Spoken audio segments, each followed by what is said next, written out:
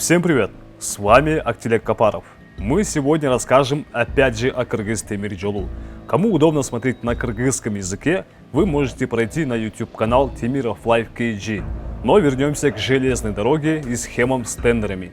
И эта история очень грустная, потому что даже российские госорганы увидели во всех этих схемах признаки легализации доходов, полученных преступным путем. Но обо всем по порядку. Прокрутим время назад в 2017 год. Эти данные с сайта арбитражного суда Курганской области Российской Федерации. Некая Липихина Ольга Николаевна открывает счет в Сбербанке для своего ИП. Через некоторое время банк заподозрил что-то неладное. На счета клиенту стали поступать денежные средства от контрагента в качестве предоплаты 50%, 100%. При этом срок его деятельности для установления многочисленных деловых отношений и проведения операций в значительных объемах, особенно по предоплате, незначителен. Сбербанк ограничивает операции по системе интернет-банк, но Ольга Липихина не согласна и подает на банк в суд. А в суде уже Сбербанк представляет аргументы, в связи с чем были предприняты эти меры. По расчетному счету ИСА проводились операции, которые соответствовали признакам, иные признаки, свидетельствующие о возможном осуществлении легализации отмывания доходов, полученных преступным путем. К слову, арбитражный суд решил, что действия Сбербанка были обоснованными и отказал Ольге Липихиной в восстановлении доступа к интернет-банкингу. Вы спросите, почему мы обратили внимание на это судебное разбирательство? Да потому что ИП Липихина Ольга Николаевна входит в число крупных поставщиков Кыргыз Темиржолу. На сайте госзакупок мы нашли 8 выигранных ею тендеров на общую сумму более 150 миллионов сомов. Но и это еще не все. Именно она фигурирует в расследовании Радио Азаттык. Бул документке ылайык ошол кездеги ишкана жетекчиси Канатбек Абдикеримов өзүнүн орун басары Кубан Асанбековго тендерден Орусиянын Липихина деп аталган ишканасынын жеңишин камсыздайсың деп ага басым жасаганы айтылат. Журналист Токтосун Мамбетов рассказывает об истории с локомотивами. 2 из них были отправлены на ремонт. Один поменяли, а второй, по выводам расследователя, и вовсе исчез. И сделка была проведена через ИП Липихина. Фактически ремонт так и не был произведен, но по бумагам деньги были потрачены. Колубуздагы ишенимдүү кагазда локомотивди оңдотуу ишинен мамлекет 7 миллион сомдой чыгым тартканы жазылып турат. Чтобы понять, с кем заключают сделки Кыргыз Темиржолу, обратимся к еще одному решению российского суда.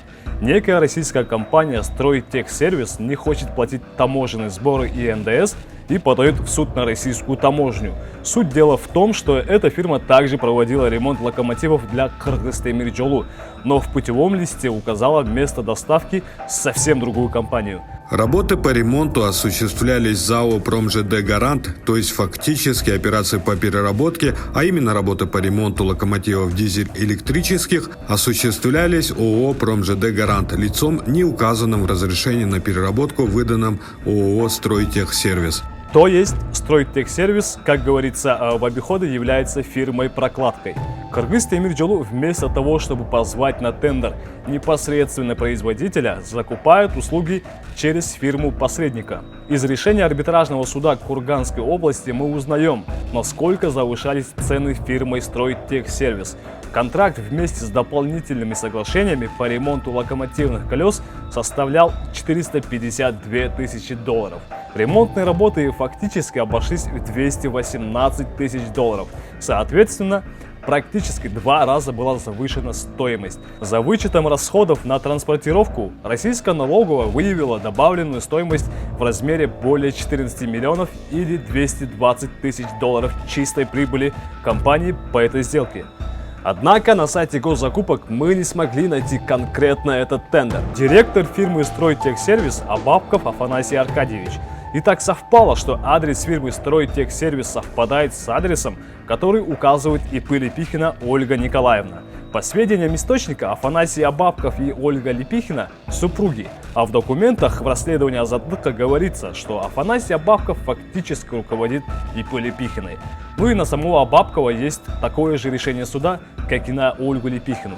ему Сбербанк отказал в открытии счета. Согласно сведениям Росфинмониторинга, операция Абабкова А.А. неоднократно признавались ПАО «Сбербанк» сомнительными, о чем имеются соответствующие сообщения. Из решений российских судов мы выявили ряд фирм заказчиков товаров и услуг у Абабкова и Лепихиной, а также выигрывавших тендеры у Кыргыз-Темиржолу. ИП Иванов Вячеслав Владимирович выиграл тендеров на 395 миллионов сомов, Стройтранспромсервис на 173 миллиона сомов, компания Зарена на 500 тысяч сомов. То есть эти фирмы выигрывали тендеры и перезаказывали у Лепихиной, Афанасия Абабкова и фирмы Стройтехсервис. Фактически были элементом двойной прокладки между Кыргыз-Темиржолу и производителем. Давайте теперь узнаем, с какими предпринимателями и компаниями связаны Афанасий Абабков и Лепихина. По данным базы данных OCCRP, Абабков был совладельцем компании «Бишкекский завод композитных материалов», а бывший гендиректор Кыргыз-Темиржолу Адылбек Адранов также числился совладельцем. Однако это еще не все. Директором этой фирмы значился уже другой Абабков Александр Аркадьевич. Кстати, у Александра Абабковой тоже есть фирма, и это Стройтранспромсервис. Та самая вторая прокладка, о которой мы уже говорили. Согласно базам данных OCCRP, Афанасий был совладельцем ОСО «Производственное предприятие Magnum Group». Некий Галенко Александр Ильич также числится соучредителем. Сейчас он стал единственным владельцем компании, а это фирма TSI Market. В прошлом году ее закрыли. Учредителем числился Олег Кузнецов.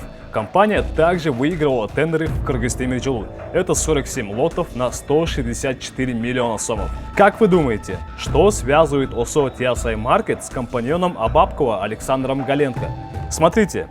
TSI Market был зарегистрирован в пригородном на улице 1 мая в доме номер 31.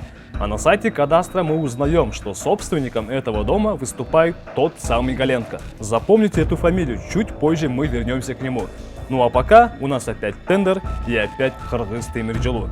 Знакомьтесь, это компания Фирдаус Плюс. Ее уже закрыли. Учредителем выступала Старикова Лидия Прокопьевна. И уже совсем неудивительно, Фирдаус Плюс тоже выигрывал тендеры у филиала Кыргыз-Темиржолу.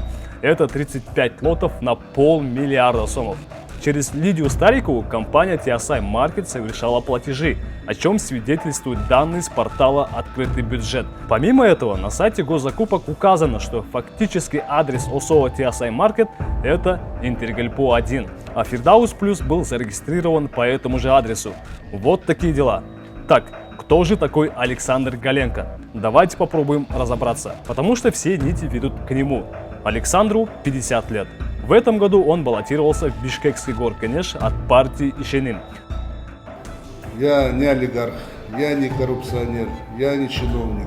А на этой фотографии мы видим Александра Галенко, Александра Абабкова, Лидию Старикову, Валентину Сорокину и других. А в комментариях пользователь написал «банда». И очень трудно с этим поспорить. Но в так называемой банде не хватает одного человека.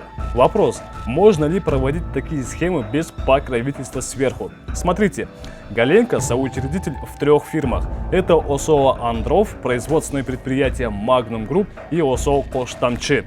Сайт ОСО KG сообщает, что руководителем Коштамчи до 2019 года был Каныбек Туманбаев. Как сообщают отечественные СМИ, он был доверенным лицом атамбаевского чиновника Икрамджана Ильмиянова.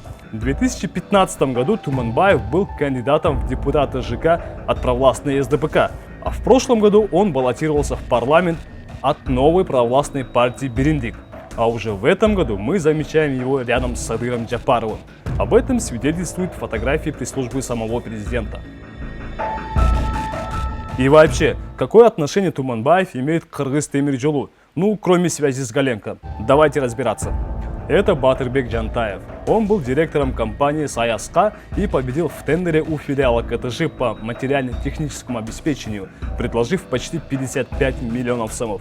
Затем, чуть позже, Батырбек становится начальником этого же филиала Кыргыз-Темиржолу. Помимо этого, и Туманбаев, и Джантаев возглавляли ОСО «Коштамчи». Батырбек также является соучредителем в фирме Black Star Burger, а на ее открытии ленту перерезает тот самый Туманбаев. Сейчас неизвестно, продолжает ли Джантаев работать в Кыргыз Темиржолу, но в нашем распоряжении оказался телефонный справочник. И тут мы находим некого Дайырбекова Орунбекова. Он указан как главный специалист. Пробиваем его номер по GetContact. Да, это он. В соцсетях Орунбеков активно публикует фотографии со двора дома. Мы узнали местоположение, и сайт кадастра говорит: этот дом оформлен на нашего Батырбека Джантаева. И это еще не все. Знакомьтесь, новый директор рынка Дыйхан Жеңишбек Абсаматов. К слову, рынок Дыйхан открыт в Кыргыз Темиржолу, и руководители назначает Кыргыз Темиржолу. Туманбаев и Абсаматов родом из Аксийского района. Они ровесники, по некоторым данным и одноклассники. Но нам не удалось подтвердить эту информацию. Однако есть их совместное фото, которое опубликовала одноклассница Абсаматова. Ханыбек Туманбаев оказался непотопляемым и при нынешней власти. Люди из его окружения оказываются на разных должностях в Кыргыз Темиржолу, и все те же компании побеждают в крупных тендерах. И несмотря на судебные дела, на аресты, на журналистские расследования, работа этой группы продолжилась. В сентябре этого года ИП Лепихина Ольга Николаевна побеждает в тендере на сумму в 408 миллионов сомов. В этой схеме мы показали компании и людей, о которых говорили выше. Имейте в виду, тут отображены не все организации. Все эти компании в совокупности выиграли тендеры у Кыргыз Темиржолу на 1 миллиард 866 миллионов сомов. С вами был Актилек Капаров, до новых встреч и берегите себя.